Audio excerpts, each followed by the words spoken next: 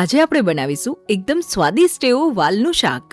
Generally જોવા જઈએ ને તો આ કઠોળ એટલું બધાને ભાવતું નથી હોતું, અને એમાં પણ સ્પેશિયલી બાળકો અને યંગસ્ટર્સને. પણ તેના એટલા બધા હેલ્થ બેનિફિટ્સ છે, તો અમુક સમયે તો તેને ખોરાકમાં જરૂરથી વપરાશ કરવો જોઈએ. તો આમ જો દાલ મખની કે દાલ ફ્રાય આવે ને તો બધાને ભાવે, પણ આજે આપણે એકદમ ટેસ્ટી લસણ કે ડુંગળી વગર જ વાલની દાળ તૈયાર કરશું. તો અહીંયા મેં અડધો કપ જેટલા વાલ લઈ લીધા છે. તો આ વાલને આપણે પલાળવાના છે. તો અહીંયા તો આ વાલને મેં આખી રાત સુધી પલાળી રાખ્યા હતા. પણ જો એટલો ટાઈમ ના હોય ને તો ગરમ પાણી એડ કરીને પણ 3 થી 4 કલાક માટે પલાળી દેવા. અને જે પાણીમાં પલાળ્યા હતા તે પાણીને દૂર કરી 1 થી 2 વાર વોશ કર્યા પછી આપણે તેને બાફવા મૂકશું. તો વાલને કુકરમાં એડ કરી અહીંયા આપણે અડધો કપ જેટલા વાલ લીધા હતા ને તો તેની સામે 3 કપ જેટલું પાણી એડ કરી દઈશું. કેમ કે વાલને બફાતા થોડી વાર લાગતી હોય છે, તો પાણીનું પ્રમાણ આપણે થોડું વ્યવસ્થિત જ રાખશું.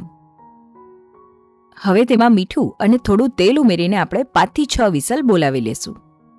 અહીંયા આપણે વાલને આખા નથી રાખવા, થોડા મેશી થાય એ રીતે જ કરવા છે. તો જરૂરિયાત મુજબ 1-2 વિસલ વધારે જ બોલાવી લેશું. વાલ આ બાજુ ચડે છે તો ત્યાં સુધીમાં આપણે આંબલીને પલાળી દેશું. હવે આ વાલની દાળમાં આપણે ટમેટાનો કે બીજી કોઈ ખટાશનો ઉપયોગ નથી કરવાના. એની જગ્યાએ આપણે આંબલી ઉમેરશું ને તો તેના લીધે આ દાળનો ટેસ્ટ 100 ગણો વધી જશે. અને જો આંબલી ન ખાતા હોય ને તો ટમેટાની પેસ્ટ એડ કરી દેવી.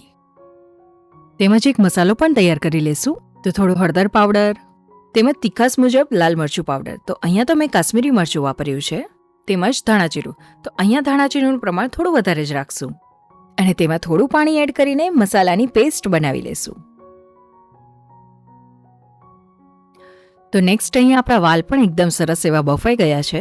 તો હવે આપણે તેનો વઘાર કરી લેશું. તો કડાઈમાં 2 ચમચા જેટલું તેલ ઉમેરી દઈશ. તેલનું પ્રમાણ તો જે મુજબ આપણે ખાતા હોય ને એ પ્રમાણે વધતા ઓછા રાખવું.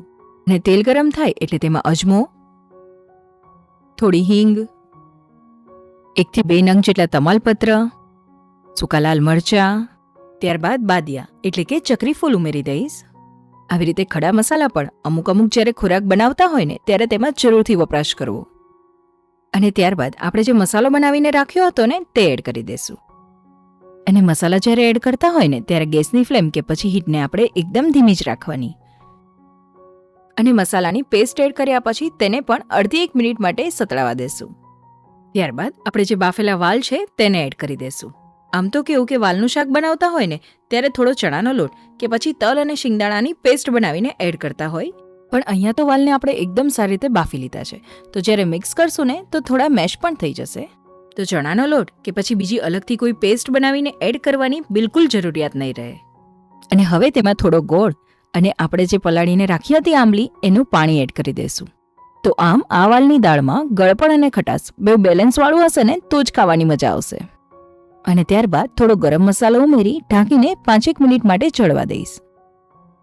તો આમ 5-7 મિનિટ ચડ્યા પછી દાળ તો આપણી અહીંયા તૈયાર છે, પણ ઉપરથી એક આપણે તડકો એડ કરી દઈશું. તો પેનમાં થોડું તેલ, અને તેલ ગરમ થાય ને એટલે તરત જ હીટને બંધ કરી લાલ મરચું પાવડર એડ કરી દઈશું. અને મરચું બળે નહીં એટલા માટે થોડું એવું પાણી પણ એડ કરી દઈશ. અને આ વઘારને આપણે વાલમાં ઉમેરી દઈશું. અને ઉપરથી થોડી કોથમીર એડ કરી દઈશ. તો અહીંયા આપણા એકદમ ટેસ્ટી અને લચકાદાર એવા વાલ બનીને તૈયાર છે. તો અહીંયા તો મેં આ વાલને ગરમા ગરમ ભાત જોડે સર્વ કરેલા છે. ખરેખર એટલા બધા ટેસ્ટી લાગે છે ખાવામાં. તો એકદમ ન્યુટ્રિયન્ટ અને 1-2 વસ્તુ બનાવીને જ મીલ તૈયાર કરવું હોય ને તો આ તો એના માટેનો બેસ્ટ ઓપ્શન છે. તો તમે જરૂરથી ટ્રાય કરજો.